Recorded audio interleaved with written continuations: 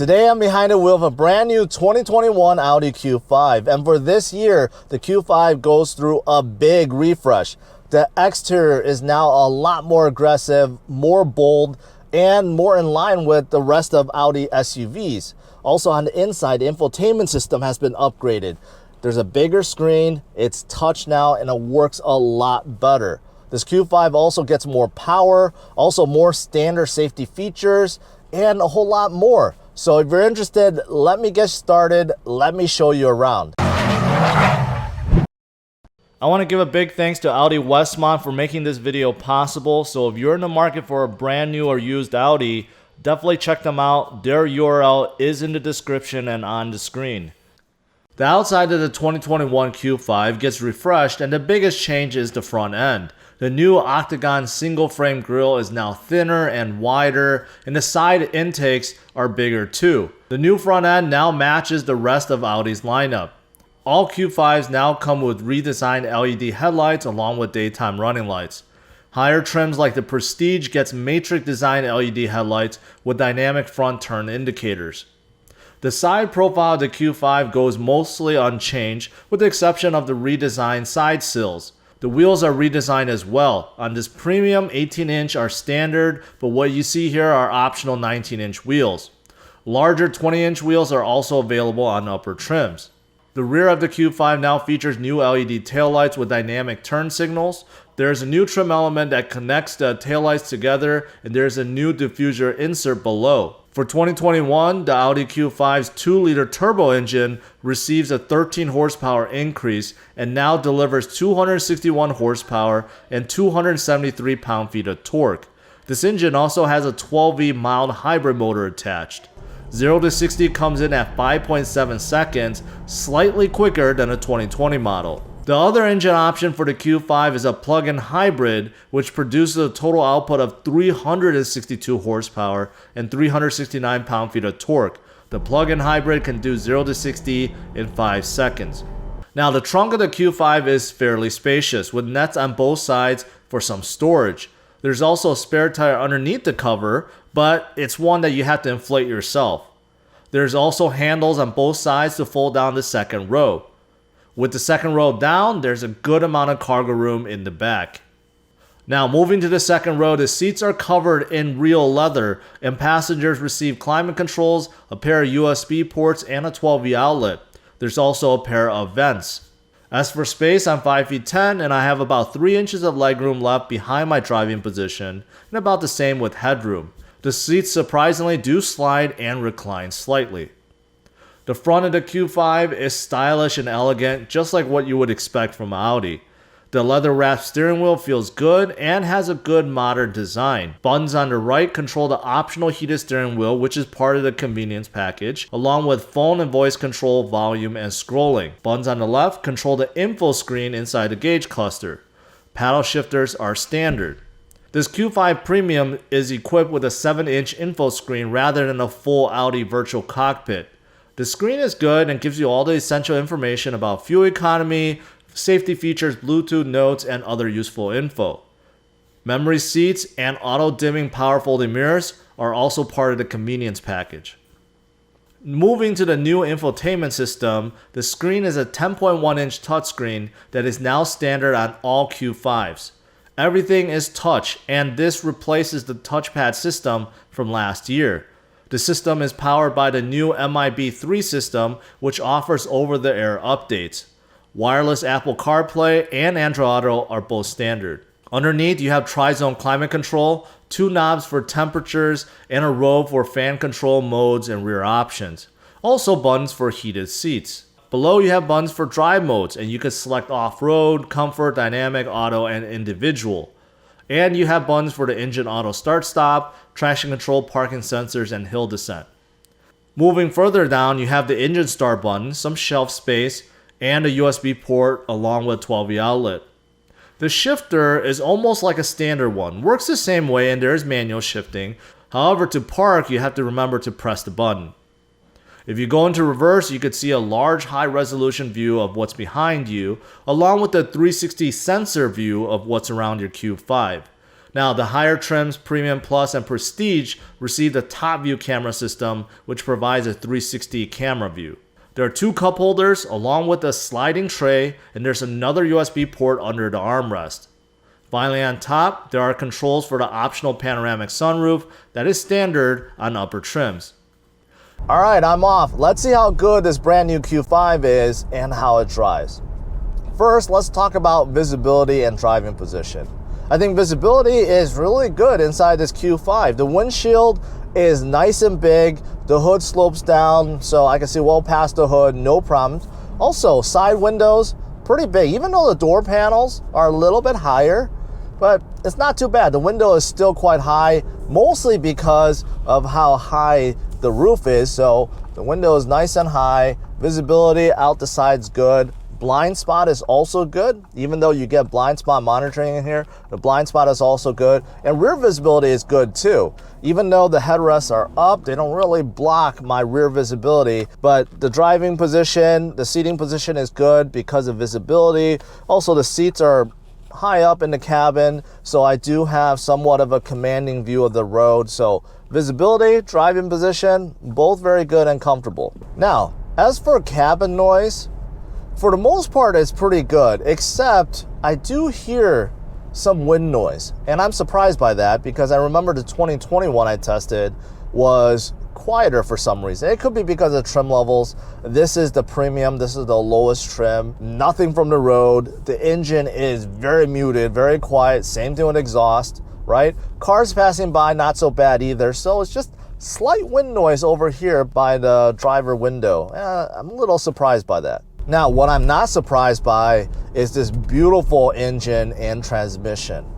This is a 7-speed auto. Most of the luxury cars now have gone up to an 8-speed, but the 7-speed is really nice. It's really nice. I can never feel the shifts. They're just so smooth and so automatic. It's really beautiful transmission. And also same thing with this engine. This is the base engine, but it's a really good base engine, a 2-liter turbo engine. And before it was producing about 250 horsepower. Now there's 13 more horsepower, so about 263, and in terms of torque, over 270-ish.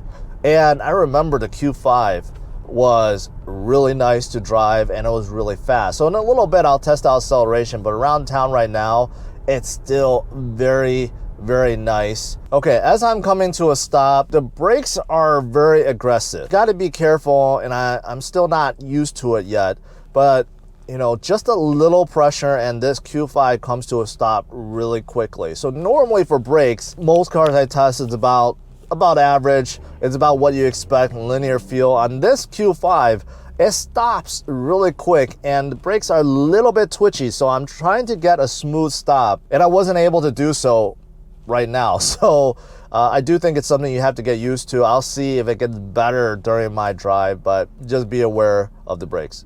Now let's talk about these seats. First off, inside this Q5, you actually get real leather. Yes, you don't have to pay extra for real leather. I don't know why.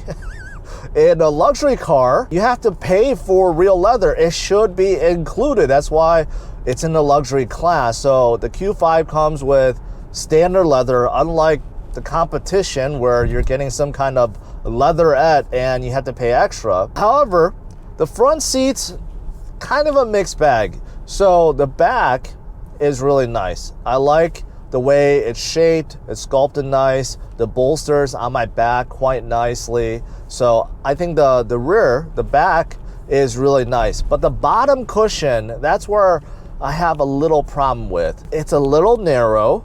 So the, you know, kind of like the bolsters on the cushion is cutting into my thigh. That's the problem. Normally, I comment about that with sport seats. So, you know, a lot of these manufacturers have sport seats. They're very aggressive. But this one is just a regular seat, and the bottom cushion bolster is like, it's a little too narrow, and it's just, my thigh is like sitting right on top of it. Right? So it's like cutting into it and it's not a good feeling. I don't like that feeling. Now, this infotainment screen is light years better than the last generation. So the screen is bigger. It's brighter, and best of all, it's touch. You no longer have to use that touchpad and button interface that work just okay. This one, very easy. You just touch whatever you want to control and navigate. The responsiveness is a little bit laggy. I kind of expected better. However, you do get wireless now, wireless Android Auto and wireless Apple CarPlay. So you do get that in this Q5 for 2021, and that's a big bonus. Also Wi-Fi connectivity and a whole lot more. There's a lot to that screen. The one small nitpick is I feel like Audi just like stuck it on here, right? Kind of like the last generation. It's not really integrated into the dash. It's just popping out there. But I would prefer to see this to be more integrated, because even on the Q3, you see that it's well integrated inside the dash. And of course, the Q7 and Q8, they're all integrated. Same thing with the A8, the A7. I mean, the whole lineup, except this Q5. I'm sure the next totally redesigned Q5 will have that same dash design, but that's the small nitpick I have about this screen. Now, the other thing that didn't get redesigned, but I actually really like it, is the fact that the climate control and the buttons down here under the info screen, they're still physical buttons. I like that. I know the other Audis have moved to basically dual screen setup, and you know what? The touchscreen setup for climate controls and all that stuff, sometimes it just doesn't work well. And there's a lot of fingerprints and stuff like that. Sometimes you just want to hit a physical button, and in this Q5 you still get it. So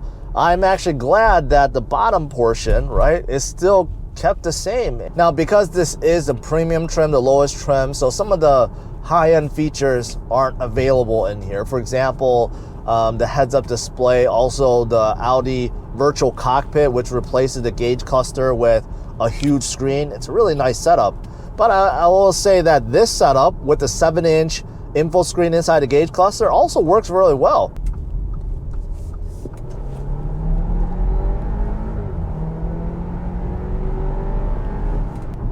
Wow. Yeah, this is a powerful engine. Like I said earlier, I remember when I test drove the 2020 Q5, I'm like, man, this is a fast SUV. And it wasn't even the SQ5 or even the hybrid, and both are, you know, beyond 300 horsepower. This one, on paper, just seems like it's a normal engine, but no, this is a very powerful engine. So this year I mentioned with 13 additional horses, it only gets even faster, but yeah, that is very, very fast. So in terms of passing, absolutely no problems. No problems passing or getting up to speed. And like I mentioned already, the 7-speed made it to this engine. It's a beautiful setup. It really is. I believe for this class, this may be the best engine and transmission combo. Now, one thing that luxury car manufacturers are still doing is charging extra for standard safety features. If you're looking at like a Toyota or Honda, you pretty much get everything included free. But luxury car manufacturers, you know, they could get away with upselling you or making them into a feature you have to opt for. But on this Q5, you pretty much get everything except one thing. So this Q5 now gets emergency braking, pedestrian detection and warning, lane assist, also blind spot monitoring, rear cross traffic alert. Everything that you could think of, you pretty much get. The only thing you don't get is adaptive cruise control, and that's an additional feature that you have to add on, and it's available on higher trim levels as a standard feature. But on this premium, unfortunately, adaptive cruise control is not available. You get a regular cruise control. As for suspension, I think it's good. I think Audi is trying to mix comfort with sport tune suspension together. So around bends and corners, I feel the body roll is very limited, but when you're going straight, you're cruising, it's quite comfortable. However, on the bigger potholes and bumps, I feel a little bit more, but overall it's still very comfortable. So the suspension is good. Now the steering feel is also quite good. It's a good mix. There's good weight to it, but it's not too heavy. Also, it's pretty precise. So there's not too much steering play. So it's a very enjoyable steering feel, and I really like it. And when you match this with the beautiful suspension that's pretty much soaking up all the bumps, and it's giving this Q5 a pretty lively feel. Now there's one feature on here that's really cool. You know how every car out there has a child safety lock feature that's built into the door? It's like a little switch or toggle switch that you could, toggle on or off. On this Q5, you have that, but it's electronic. So there's two buttons underneath your window switches where you can enable that or disable that right from behind the steering wheel on the fly. You don't have to open the door and toggle it on or off. You can simply do so over here. And that is really cool, especially for parents. Now, since this is the base premium trim, this one, even though it's nicely equipped, it doesn't have all the bells and whistles. So there are things like air suspension, heads-up display, Audi's virtual cockpit, ventilated seats, matrix, LED headlights, all the fancy stuff is not in here. But you know what? Even this base trim, it's very nicely equipped. So if you guys are in the market for a luxury compact SUV, you should definitely take a look at this Q5. So next, let me talk about trim levels and pricing and give you my final thoughts on this brand new Q5. As for pricing, there are 3 trim levels. All trim receive Quattro all-wheel drive standard. The Premium starts at $43,300, Premium Plus at $48,100, and finally the Prestige at $54,000. With all 3 trims, you can step up to the more powerful plug-in hybrid, which starts under $52,000 and goes up to $62,000. To conclude, the refresh for the 2021 Audi Q5 is significant and improves the Q5 in a big way. The exterior is a lot more bold and aggressive, and the Q5 definitely looks refreshed. The inside, while already comfortable, gets better with a new infotainment screen that is a lot easier to use. The drive is quiet, comfortable, and extremely fast, even with the base engine. The steering and suspension are good, and the new standard safety features are also a bonus. The bad include a lower cushion design being too narrow, the brakes are a bit stiff, and some of the luxury features that should be standard are part of an optional package. Overall, I'm giving the brand new 2021 Audi Q5 Premium a score of 97. To learn more and to see where it ranks, check out driversonlyrankings.com. Hit the like and subscribe to the channel, and make sure to check out these other videos.